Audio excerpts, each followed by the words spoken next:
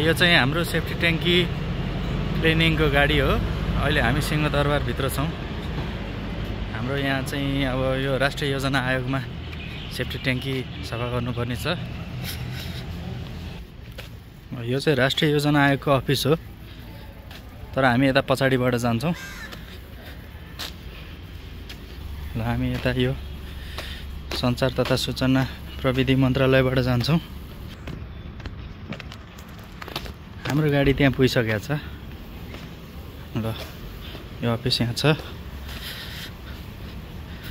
अब हाम्रो गाडीले काम सुरु गर्न थालिसके जस्तो छ।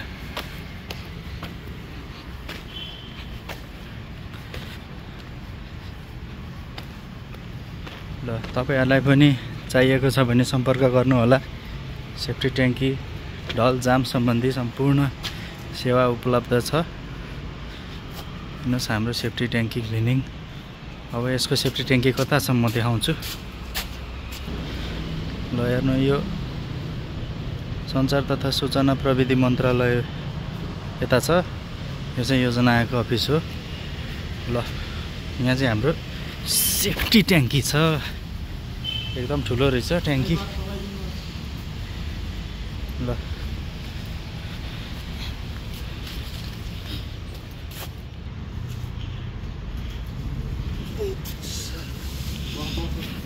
ल हेर्नुहोस्, अब यो चाहिँ सिवेज पम्प हो। अब यसलाई डुबाउनु पर्छ। डुबाएर अनि बल्ल यसले फाल्छ। यो चाहिँ लास्टै हेभी हुन्छ कि 25-30 किलोकै हुन्छ।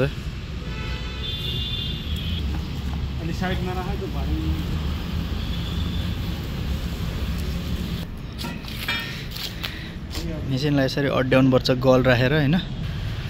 चलाऊ चलाऊ। ल अब मोटरको चाहिँ यहाँ ताने होला। लाइन जोडिदियो है। ल हेरौँ त अब तानेछ। ल है ताने ताने यस्तो छ। ल हेर्नु त यहाँ सिवेज स्लज यस्तो हुन्छ। ल अब त्यहाँ चाहिँ गाडीमा भरिरहेको छ। सिंहदरबार भित्रको चाहिँ दृश्य देख्न सक्नुहुन्छ यहाँ। अहिले तानिरहेको छ। अब टिकटकमा पनि छ यहाँ हाम्रो सेफ्टी ट्याङ्की भनेर।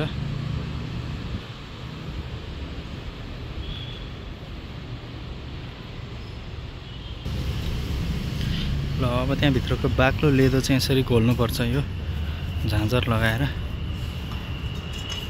नत्र भने फेरि यसले सोच्दैन कि। लेभल चाहिँ घटेर तलै पुगेछ। अब चाहिँ यहाँ यो पानीको मेसिन अन गर्न आएको। पानी चाहियो त्यहाँ धेरै बाक्लो भयो भनेर त हानेन। अब घोल्नुपर्छ।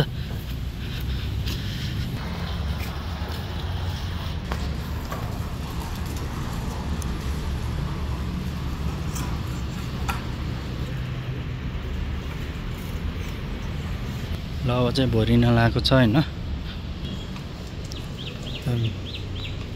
मेसिनमा अब चाहिँ नि फोहोर अड्क्यो हैन। फोहोर अड्किएपछि त अब यसरी खोलेर सफा गर्नुपर्छ कि।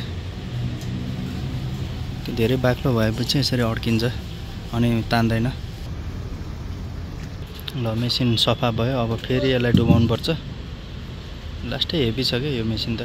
ल अब मेसिन डुबाएर फेरि मोटर चलाएर चाहिँ नि अब लाइन जोडिदिनु पर्छ यसमा अनि चल्छ होला। ल हाम्रो मोटर चल्यो हैन। पम्प चालु भयो। तानिरहेछ मजाले। अब ट्याङ्की पनि भरिन लाग्यो होला हाम्रो सेफ्टी ट्याङ्की गाडी।